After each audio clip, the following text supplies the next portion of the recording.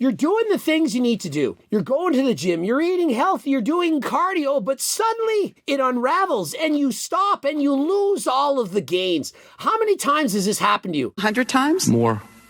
200 times. More. For most people, it's happened not once, not twice, not thrice, but many times throughout their lives. But why is that? In today's video, we're going over the top 5 ways where you lose your way. Has it ever happened to me? No, of course it's not. I'm not like you. I'm not some pathetic loser that falls off the wagon and doesn't brush myself off and get back again. Now, have these things happen to me? All of them. But I never let it slow me down. Never let it stop me because I wanted bad enough. But for you, if you know about it in advance and you're being proactive and you recognize that these things can happen, maybe, just maybe this time you won't let it slow you down. In the exact particular order from least to the worst, as in this is not as bad as the first one. The last one, if you get this, it's going to be tough. I've combined this among time and financial pressure. They kind of go hand in hand. How many times do people say, I just don't have time? I mean, it's the most annoying excuse in the world because all of us have 24 hours in the same day. But you combine time and financial pressure and people say, well, I don't have time to go to the gym because I have to go and work. I'm working. Perhaps you're even working 2 jobs. I gotta go and do the things and I just don't have time to be fit. Maybe you've got kids. You can't leave the house. You got excuses, time, financial pressure. And so when this happens, what you decide to cross off your list of all the things is your fitness. You say, this has to take a hit. It happens a lot. Clavicular did this. He was saying, well, I'm streaming. I've only been to the gym once in the last month. And he's supposed to be a fitness influencer, but he took a month off of the gym. Why? Well, to stream, to work, to make more money. And so time and financial pressure. He lost 15 pounds of muscle. He admits all of this. And so I'm not making this shit up. Rather than that, how long per day do you think it takes to maintain some level of fitness? If you're lifting weights 7 days a week and you narrow it down to 2 days a week, you're going to keep all of your gains. You're going to tell me that you're so busy, that you have so little time, that you can't sacrifice 2 hours in order to maintain the muscle that you have. Bullshit. How many hours did you scroll that you did this? There's no way you can convince me that you couldn't have found something else to sacrifice instead of your fitness. How much cardio do you need to do? 150 minutes a week. You're going to tell me that you can't find 150 minutes to cut somewhere else from your life rather than this? Did you go to the movies?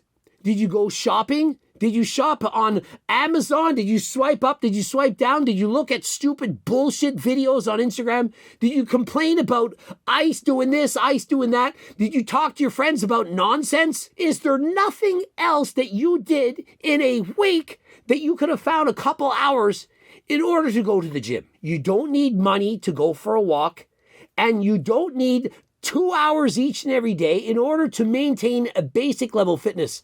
Now, I'm not talking about training for an hour, man. Oh, I don't have 20 hours a week to do cardio. Yeah, I get it. You don't need to do that. But to maintain some fitness where you don't completely fall off the wagon and do nothing, that is easy. Number 4, a nutrition environment breakdown. You start going out with your friends, the fast food, eating out after the bar. Perhaps you're drunk, however, you go to the buffet and you can't control yourself. You went on vacation, you no longer have my cookbook with you, you couldn't bring your personal chef. You're now fell off the wagon. You're eating desserts, candies, and so on, and you can't get back on track. You perhaps are an emotional eater, and so poor you, you got sad. I'm sad, my girlfriend broke up with me. And so you start eating Haagen-Dazs ice cream each and every day. Your friends are pressuring you, oh, order some wings, come out for pizza with us. And for some reason, you make that an excuse. You actually give in to that. Look, you're on vacation for a week and you eat like a piece of shit. You eat like an asshole, whatever.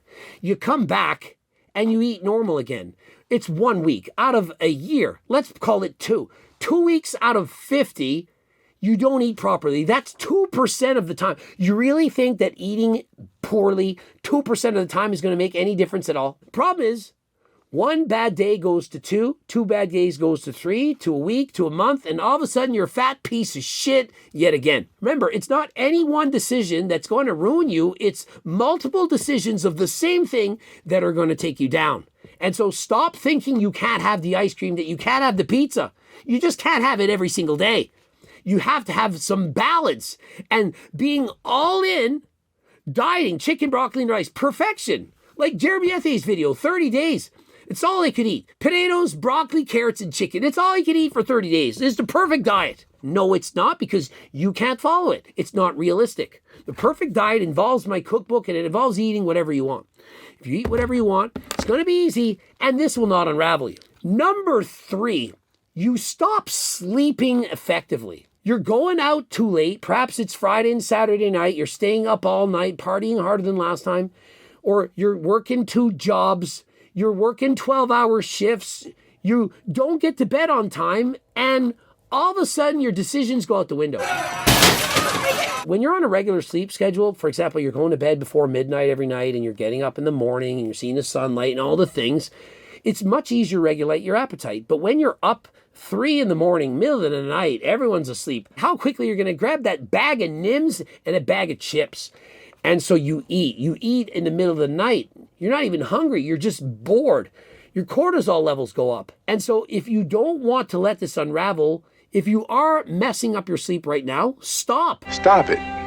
Get some help. I understand. It's not always going to be perfect. You have to get up at 3 o'clock in the morning to catch your flight, and now your day is thrown off. Yeah, that's one day. It's not every single day of your life. And if it is every single day of your life, perhaps you're a nurse, you're on a set schedule where you're sleeping back and forth. It doesn't make any sense. If you know your sleep is going to be disrupted, plan your snacks out, eat healthier. Make sure that you have the things available to keep yourself on track. Saying, well, I didn't get to sleep on time, I had to wake up early, this is not an excuse. Oh, I didn't have time because I had to catch a flight, so I just had a frappuccino. That's not an excuse. You need to plan for these things. And if you use lack of sleep as an excuse to be fat, well, that just makes you a loser. Number 2, life and work stress. And so stress, the silent killer. We know stress is going to increase cortisol. Now, there's 2 kinds of stress. There's eustress. This is a good kind of stress, like you're stressed out because you have a bike race coming up. Did you train hard enough? Did you, in fact, study enough for your exam? It's a brief, temporary stress, but it makes you really call to action. You work harder. You get the things done. Then there's distress. This is bad. It's not acute, but rather it lingers chronically for weeks, months, and or years. This kind of stress is bad. Imagine that you're sick, or you're always stressed out at work, or you're in a relationship and all you feel is stress. All you feel is rage. Like Mr. Mike, every time you look out of that pond, all you feel is rage. Imagine you're breaking up with your girlfriend. Perhaps your wife, girlfriend has left you, and you're sad and you're stressed and you're dieting and you're working and you don't have enough money and you're not sure what's going on, and you are constantly bombarded from messages from bro from Bangladesh. You're so upset. He's saying you lost because you have a proper tan.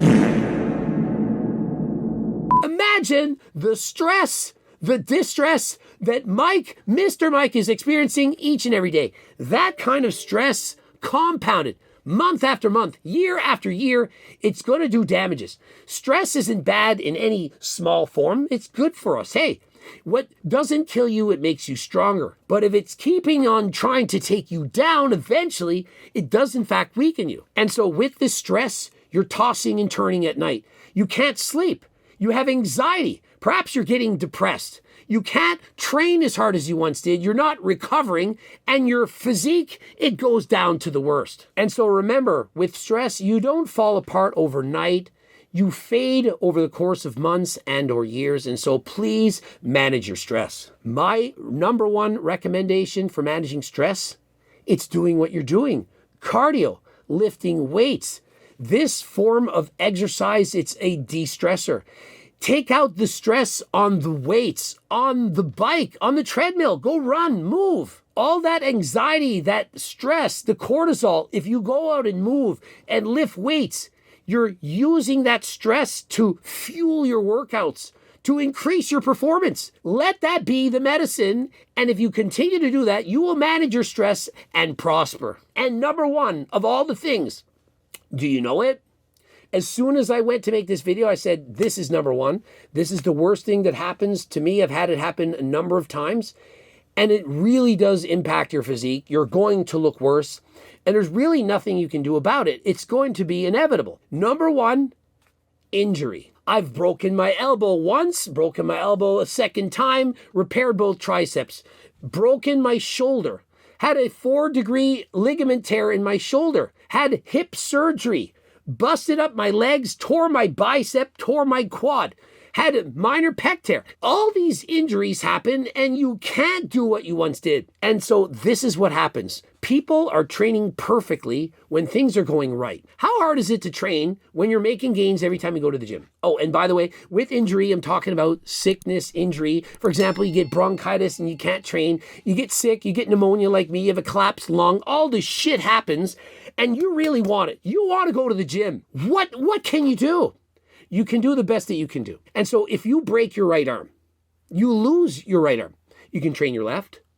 If you break your leg, you've still got your left leg. What's wrong with you? Why are not you riding a bicycle with one leg? If you tear your pec, does that mean your legs can't train? What is wrong with you? You're using an excuse. Oh, I can't go to the gym because I broke my arm and leg in a car accident. Pfft. What's that? That's not an excuse. Get your ass to the gym. That is the worst thing that can happen.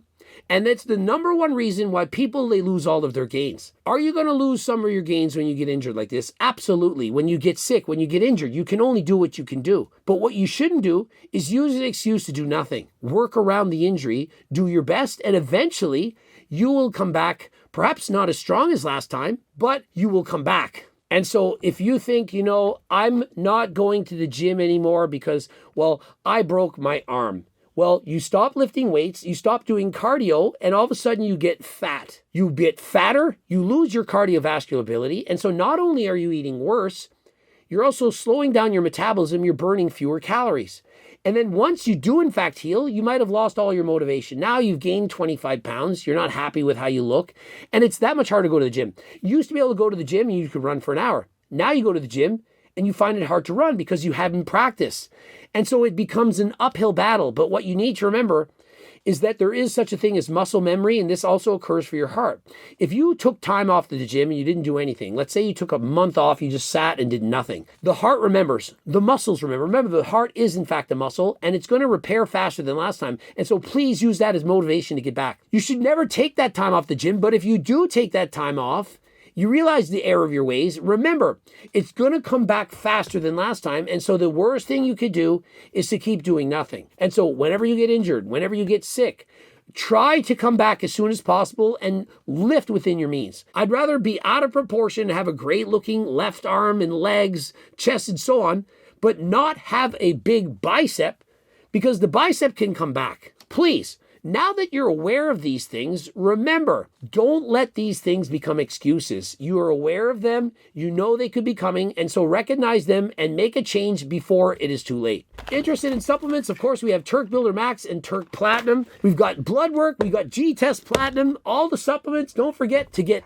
Blue Lobster to go to the gym and work out, take your creatine, and we are in fact looking for HDLT sponsored athletes. You can apply by clicking the link. Also, if you want HDLT supplements in your store and or gym, apply by clicking the link. And for AlgoRx, if you need the enclomiphene, the HRT, the Cialis, the peptides to help you lose weight, all the things, code Greg for 10% off. Subscribe, click the bell button, comment to boost the algorithm, like the video if you like to watch one of those two loops, and next time, I'm out.